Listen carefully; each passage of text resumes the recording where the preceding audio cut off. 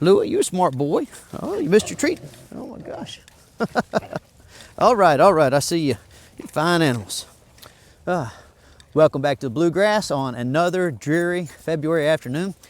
Today I'm out exercising dogs. We just got in from being out back. And I want you to take a look at all these dogs that have been hanging out back with me while I was hiking.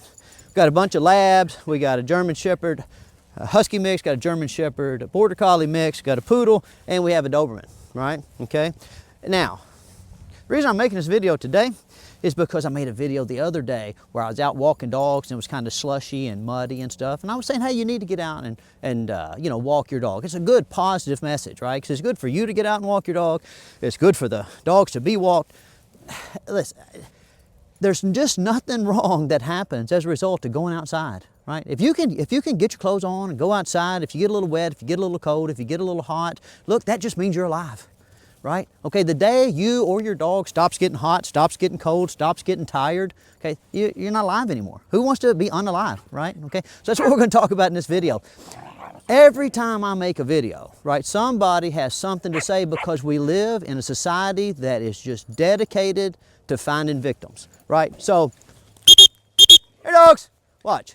Now you look at this Doberman, right? Now this Doberman, the other day in the video, was getting in and out of the frame a little bit, and it was a little bit cold, right? And so people are like getting on the comment section talking about how cold it is, right? But what you neglected to think about was the fact that being cold is not the end of the world, okay?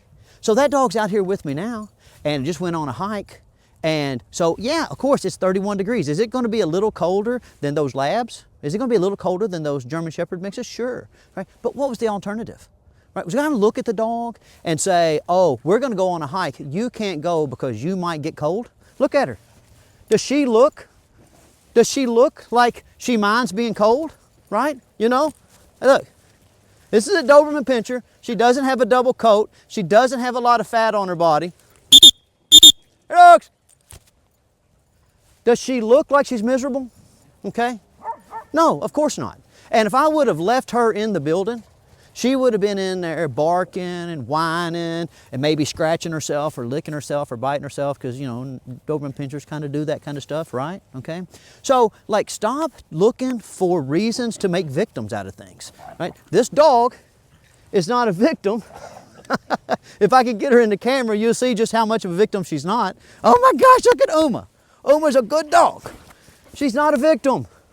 Quit trying to make a victim out of her, okay? Quit trying to put a coat on her, because you know what happens with those coats when you go in and out like I do all day?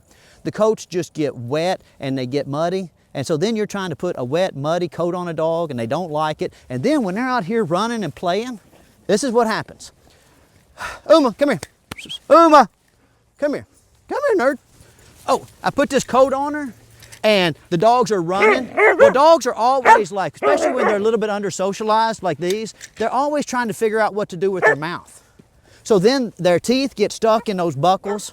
Their teeth get stuck in the little straps. So I got a wet, muddy coat on a dog. I got to worry about the other dogs getting their teeth cut or caught in the straps and breaking a tooth.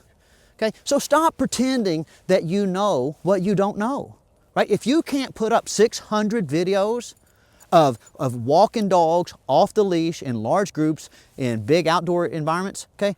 Don't get on the computer and start using those typing fingers. Put your listening ears on and your typing fingers in your pocket, okay? So we're gonna go up here and we're gonna get a little work on the Small Challenges course, and we're gonna talk about, like, when is it too cold or when is it too uncomfortable, okay, for you to get out and work with your dog. And maybe I can give you some tips so that you're not out there making victims out of things that aren't victims. All right, come on, dogs. All right, guys, now we're back up on the Exercise with Small Challenges course, and for those of you familiar with my channel, you know this is where we work on developing our basic obedience vocabulary and what we call our essential physical skills, okay? So basically, you know, I like to bring these dogs up here, and I like to, you know, teach them how to be influenced. Because if you make basic obedience training very simple, you know, all you're doing is you're trying to learn how to influence your dog a little better, and you're trying to help your dog learn to be influenced a little better, right? It really is that simple. I would like to be able to tell these dogs what I expect, and I would like for them to care about meeting my expectations. It's about that simple. Now, think about this for those of you who are trying to make a victim out of this dog because we're out here in the cold. Do you want a dog that has good basic obedience as long as the weather is sunny and 75 degrees? Because that's what a lot of you get. Okay? A lot of you have dogs that'll mind in the kitchen. A lot of you have dogs that'll mind when no one's around and you have your beef liver or your fish skins out. Okay? But very few of you have dogs that will mind regardless of the environmental conditions that you find yourself in. Okay? So if I'm going to get a dog to be able to mind in the wintertime, I have to get out and do wintertime training. Okay? This dog, oh, you see like that right there where she went to pull me off off my feet there? Her owner is 70-something years old, okay? Now, think about that. If this dog is strong enough to pull me like that, then what will the dog do to a 70-something-year-old owner? I mean, you got to think about why is a 1-year-old Doberman here in the first place? It's here because it barks all the time, it chases the neighbors, it's rude with children. When you try to put a leash on it, it jumps up and nips at your face. Okay, she's pesky, she gets into stuff in the house she's not supposed to, right? Okay, and so when I go to training this dog, I have to look at all of those things and I have to think, all right, to get on top of that, this is what we call remedial training. There's a certain amount of training volume, and that's what I was talking about in the video the other day, training volume. There's a certain threshold for volume that has to be met. Okay? And I'm not going to send this dog home and tell the owner, you know what, next spring, when it's 75 degrees and sunny, your dog's going to mind well. Okay? What use is that? I need this dog to be able to mind when it's comfortable, when it's uncomfortable, when there's a lot of dogs running around in the environment. Okay? All this stuff that this dog is doing, right? Imagine that you were this dog's neighbor. Okay, imagine that you were tasked with walking this dog and she was pulling you like that, she was making those kind of noises, right? And the owner or the trainer that was helping you said, oh, well, listen, yeah, it's because it's cold. She's not very comfortable in the cold, but when it's hot, when it's nice weather, then she's gonna do great. She's gonna be fantastic. Okay, would you be satisfied with that? Do you want a neighbor who has a dog that minds when the weather's nice? I don't. You know, I want a neighbor whose dog minds all the time. And for me to get this dog to be able to mind all the time, I've got to be willing to come out here and put in the work all the time. And that means that sometimes I'm going to be uncomfortable. That means that sometimes this dog's going to be uncomfortable. And sometimes she's going to be physically uncomfortable, like maybe it's wet or it's cold. And sometimes she's going to be mentally uncomfortable. Like right now, those dogs have something they're running around with, and she's having a little bit of a go to pieces because she can't go play with them, can't go chase them, can't go wrestle with them and stuff. And you might see her start like having any kind of like weird reactions to that. Sometimes they'll shake, sometimes they'll dart off, sometimes they'll pull on the leash real hard, sometimes their mouth will start doing that. Those are all just common things. And what kills me about the interweb commenters is that they love to talk when they just don't even know what they don't know. Okay? My style of training, we get the dogs out, we do a ton of socialization, and we use fatigue to our advantage. Okay, and so what I'm basically doing here is I lower this dog's threshold for being what people nowadays would call reactive, okay, with fatigue. So I make it so that she's a little less reactive, and then we work on our basic obedience with the overarching principle being that she's going to gain access to what she wants, which in this case, she wants to go over there and see what those dogs are doing. But I'm not going to give her access to those things until she's calm, attentive, and polite on this course, okay? And what that means is that I have to be willing to be out here. I have to be willing to be wet. I have to be willing to be cold. I have to be willing to have sore feet, okay? I'm 54 years old. I walk 10 miles a day. Do you think every moment of my day is perfectly comfortable? Of course it's not, okay? So stop looking for victims. Why don't you ever say, oh, poor Stonnie, I'll bet his feet hurt, okay? Because you've been raised, you've been propagandized to always think in terms of somebody as doing something bad to the underachiever. It's crazy. We have a society that like praises underachievement. You know, and I don't understand how that happened, okay?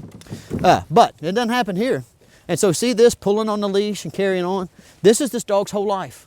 Her whole life, when she wanted something, she's very dramatic about it. Pull, bark, run, spin, carry on, okay? And my job is to help her take all of that and put some limits on it. Help her understand that she can get what she wants in life, okay, but she can get what she wants in life only by being calm, attentive, and polite, and refraining from behaviors. Come on, nerd. Refraining from behaviors that are dangerous, destructive, or rude. Right? I don't think that that's too much to ask. Hey, and I'm not gonna ask her to be calm, attentive, and polite and refrain from behavior that's dangerous, destructive, or rude only on the sunny days where it's 75 degrees. Okay? I don't live in an environment where it's sunny all the time and it's 75 degrees all the time. I live in an environment where it can be 60 degrees on one day and -4 on the other, right? So, how is it going to benefit me, or how is it going to benefit this dog on the days where the weather is bad to not hold her to the same standard, to not allow her to do the things that's going to guarantee that she's going to be able to be a good dog? Because when you're managing this kind of dog, listen guys, I was trying to explain to you in that video the other day, there's no secret techniques. There's no magic to the techniques, right? I don't have any special technique that's going to make this dog just walk perfectly on the leash or have good manners with children or have good manners with the neighbors, okay? There's a synergistic process. We develop core basic obedience skills so that the owner can go out and integrate the dog into their lives more. And then as the owner integrates the dog into their life more, the dog gets more activities, it gets more exposure, okay? It gets more chances to practice doing the right thing, okay? And that gets back to our idea of volume. So I have to come out here and I have to allow this dog to learn to make some decisions, and I have to think about the overall synergistic effect of those decisions, right? Okay, so if this dog right now, who's kind of bored up here, it's going to be cold a little bit because like she's not running, she's not playing, she's not doing what she wants to do. But guess what happens if I just take her and I put her in the building? She complains because she's not with everybody. And this gets me to this idea of projecting your own weakness onto videos, okay? We live in such a pampered and soft society that we oftentimes lose sight of the fact that some of the greatest activities that one can do in life require a certain degree of discomfort, okay? I always notice that the people who are the quickest to point out discomfort in the dog world are the ones who lead the most boring lives, okay? You know what I'm saying? Listen, if you're gonna go hike a bunch of miles, you and the dog are gonna be a little bit sore. If you're going to go do a lot of swimming, you and the dog are going to you're going to be a little bit sore. If you're going to go play in the snow, you and the dog are both going to be a little bit cold. Okay? That's just the way it is. If you go hiking in the desert, you and the dog are both sometimes going to get like something stuck in your foot. Don't you remember when you were in high school and you wanted to go do stuff with your friends? And when you went and did stuff with your friends, maybe it was a little uncomfortable, but you wanted to do it anyway. Haven't you ever went somewhere where like you were underdressed? Like around here we have a racetrack called Keeneland, and it is really fancy. And during the spring meet, all the college girls get really gussied up and they buy these little short dresses and they're all real cute and they go to Keeneland and take pictures and have a big time, right? Okay, but it's Kentucky. So a lot of times they bought a 70-degree dress, right? And it's 40 degrees. Do you think they go home and put on their long johns and their big coat? No, they leave their little dress on and they suffer. They stand there and they shiver and they smile and they try to act happy and they take their little Instagram shots and they don't let their boyfriend know that they're ready to go home, you know? Okay, because the value of the activity outweighs the discomfort. Okay. Life is, where in life do you guys think that you get to just go from activity to activity where like the total activity is positive? Because I don't even know what those are, right? I'm 50 something years old and I do not know what activity could aptly be described as totally positive. I don't have any idea. I mean, if you have one, put it in the comment section below. But whenever I see dogs that are under socialized, when I see dogs that are too fat to move, when I see dogs that are on 5 kinds of medication and 4 kinds of supplements, right?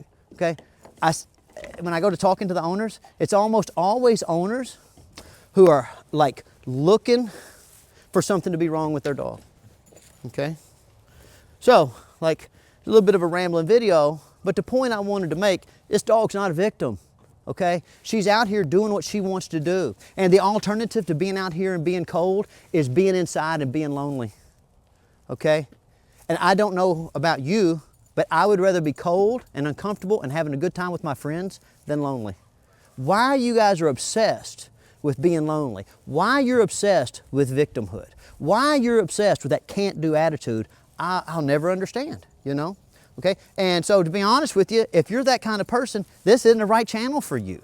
This is a can-do channel, right? Okay, and you notice that this dog, like, for whatever she looks like, pulling on the leash and whatever, she's standing there, she's being calm, attentive, and polite, a little bit better than yesterday. So her reward is gonna be she's gonna get to go play, right? Hey, and when I let her off, you watch, she's gonna run that way. Now the building's that way. So if she was so miserable, she was just thinking about getting warm, she would go that direction. So let's let her off the leash. Okay, and what direction did she go? She went that way. Okay, look, over there is cold, over there is warm. So you just watched her make a choice in real time. So quit whining and quit complaining and quit coming to my channel and looking for victims, because you ain't gonna find them. You wanna find a victim, walk in your bathroom and look in the mirror. All right, I'll see you guys next week.